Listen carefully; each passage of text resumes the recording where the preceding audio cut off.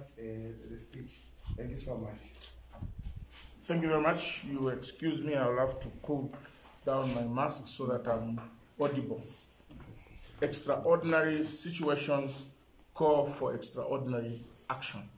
And my taking off this mask is not that I do not respect the COVID pandemic, but this is an extraordinary situation that requires an extraordinary action. And I don't want anybody to miss my words. That's why I want to be as audible as possible. I hope President and my fellow leaders will excuse me. Countrymen and women, Zambia decided to be a multi-party democracy. We saw what was happening prior to 1991, that people had no respect for human rights, that government was doing things with impunity without consulting anybody. And because we wanted to have freedom of expression, freedom of assembly, freedom to protest, and also making that go with consultation and consensus, we decided we have to be a multi-party state. Let me pay tribute to President Chiluba the late and his colleagues who formed the movement for multi-party democracy for us to achieve the so-called democracy that we are enjoying, which is now under threat by the Lungu regime. I want to appeal to President Edgar Lungu to check his conscience. I want to appeal to all those who are in President Edgar Lungu's cabinet to check their conscience and really do an introspective of themselves and see whether they are living to the tenets of the democracy that we all came together, regardless of region, regardless of tribe. Everybody just came together.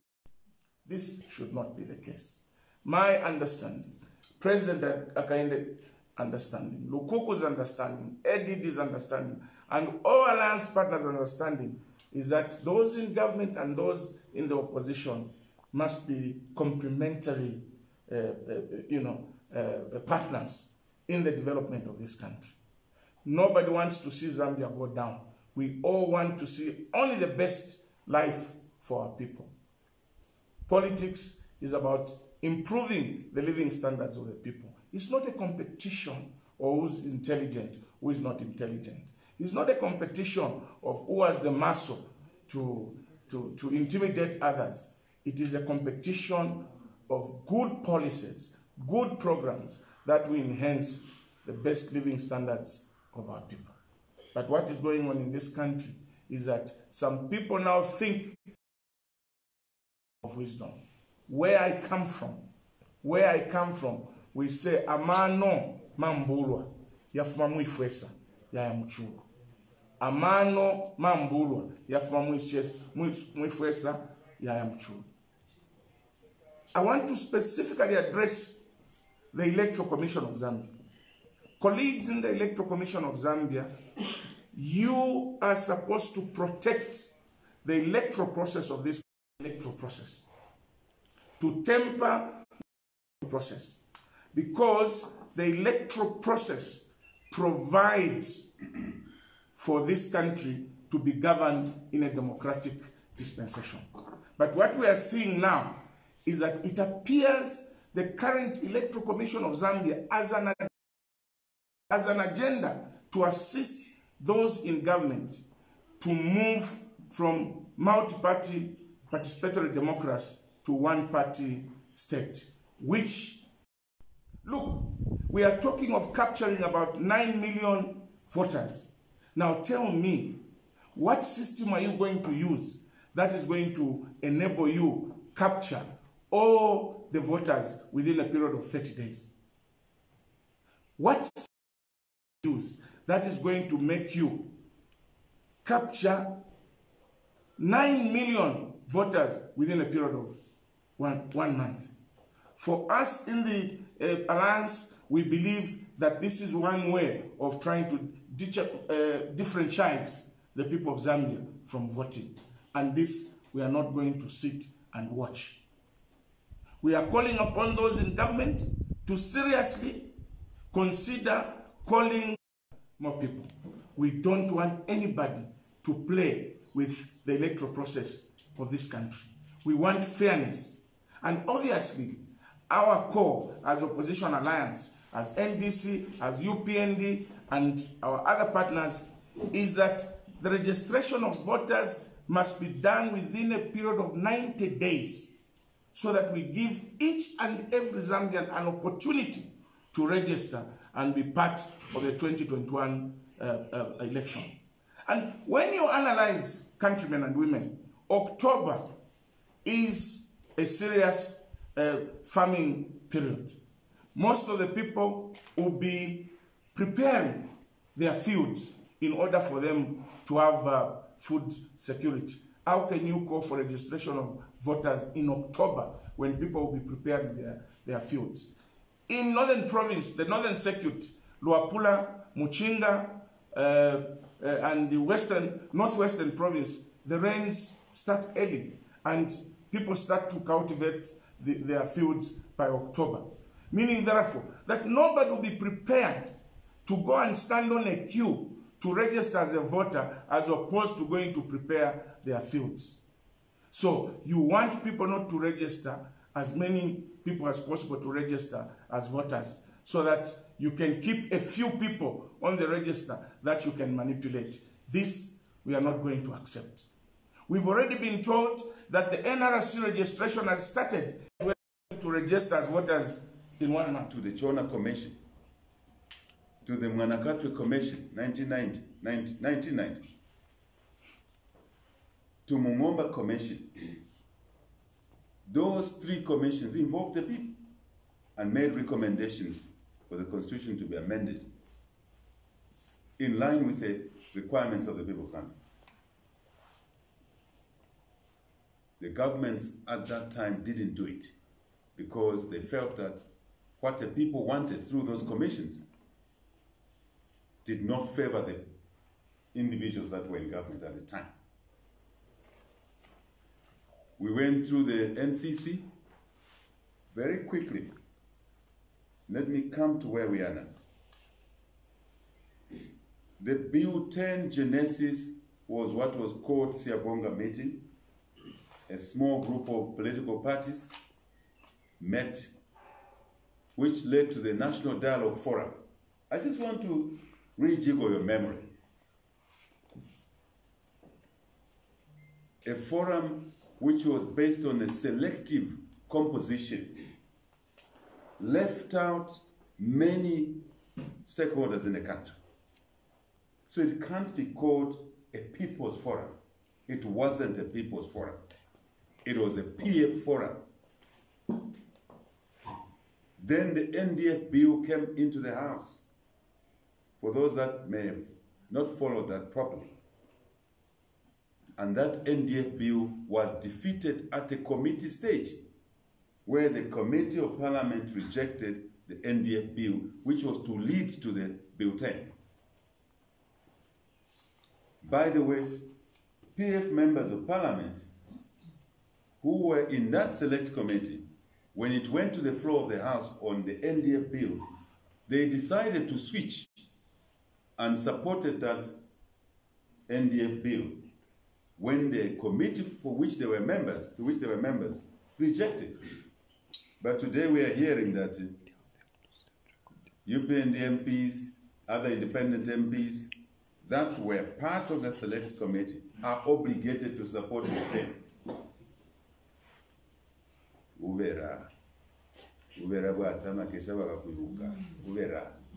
Lies, deception, double standards. So the first issue we are raising, so that we can close this debate, the process left out the people that own the Constitution.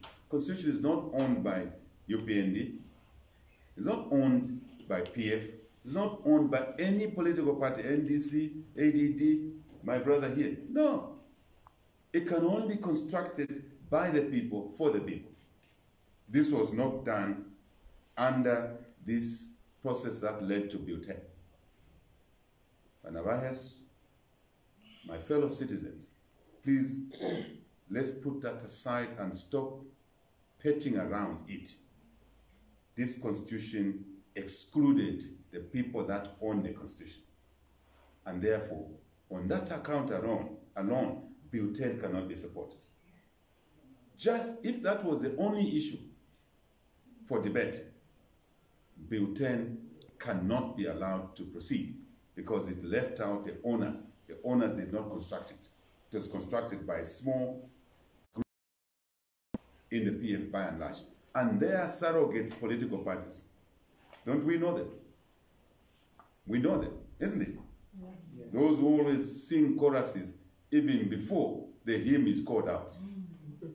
They sing choruses for PF, even before PF calls the hymn. We in the Adventist church, you call hymn number 22. Then you can start singing because you know it.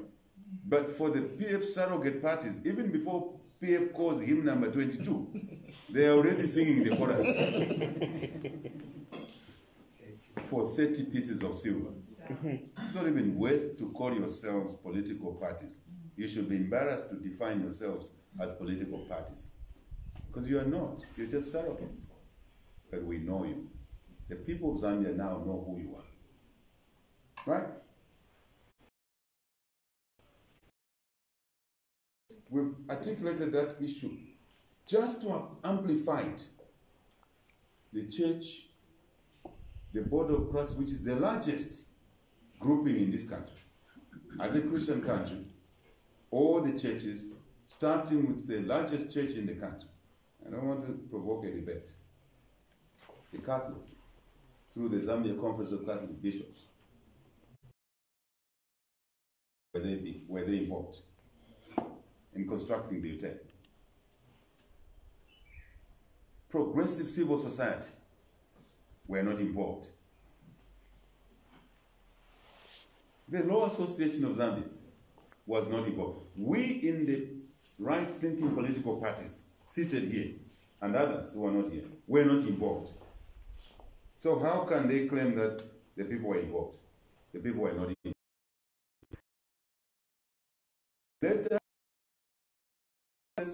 Let us address very briefly the issue of the gazetting of the hotel, which is a facade, which is camouflaged by Given Lubin. I'm not really sure if Given still has relatives who respect him. Because if they were there, they would be telling him behind the scenes, Mwana, you are committing suicide. That gazetting was a camouflage to cheat the people of Zambia that there was a consultative process, there was a public opinion generated, therefore there was support towards the intent. Wofi. Wenye, pause. Kuwe jamdala. Right? Let me be candid here for the people, for the nation to understand why that gazetting is what I call last minute, consideration. The gazetting of Bill 10, striking out a few paragraphs, purporting that they've amended the contentious clauses. The clauses are well over 60. And you delete 10 or 11 or so, and you say, amended. It is what it is, because the law does not allow what Lubinda did, what the PF did. What the PF did using Lubinda. The law does not allow that. Procedural, it's illegal, it's unconstitutional. To rub it in so that no one says, what did HH say? What did the Alliance say? What Lubinda did offends Article 77 in 2016. It does not allow what Lubinda did. He claimed that there was a parliamentary procedure he used. On that score too, PF lied, and we've caught you. You are naked We have seen you. The people have seen you. There is no procedure that allows him to do what he has done. What he has done disregards the parliamentary standing orders number 108 and number 112. Clear? So even on the parliamentary procedures and orders, he's lying. That is wrong. Because these two parliamentary orders, 108, 112, requires that Parliament should table. Can you survive another 5 years or 10 years of PF in office?